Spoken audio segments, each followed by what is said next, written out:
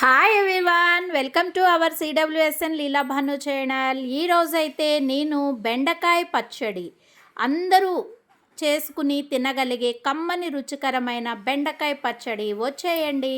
ముందుగా నేనైతే కళాయి పెట్టేసుకున్నాను, దానిలోకి సరిపడా ఆయిల్ వేసుకున్నాను. పచ్చిమిర్చి మనకి పేలకుండా సగానికైతే ముక్కలుగా చేసి పచ్చిమిర్చిని అయితే వేయించుకున్నాను. ఇప్పుడు మనం కావలసిన బెండకాయ ముక్కలను కూడా వేసుకుని ఆయిల్లో అయితే ఫ్రై చేసుకోవాలి. కర్రీ చేసేటప్పుడు వచ్చిన బెండకాయల్లో ముదురు బెండకాయలు కనుక ఉన్నట్లయితే వేస్ట్ చేయకుండా ఇలా చట్నీ చేయండి.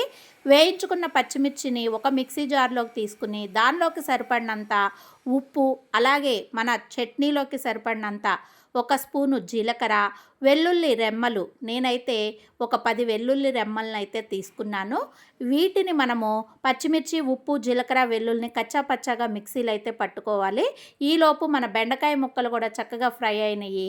ఈ ఫ్రై ముక్కల్ని కూడా ఈ మిక్సీ జార్లో వేసుకుని వాటిని కూడా కచ్చా పచ్చాగా మెత్తగా పేస్టల్లే కాకుండా అయితే మిక్సీ వేసుకోవాలి.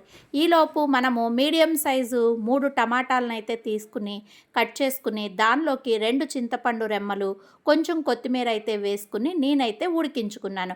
ఇప్పుడు మన పచ్చిమిరపకాయ టమాటా పచ్చళ్ళలోకి ఈ టమాటా ముక్కలు కూడా రెడీగా ఉడికిపోయినాయి.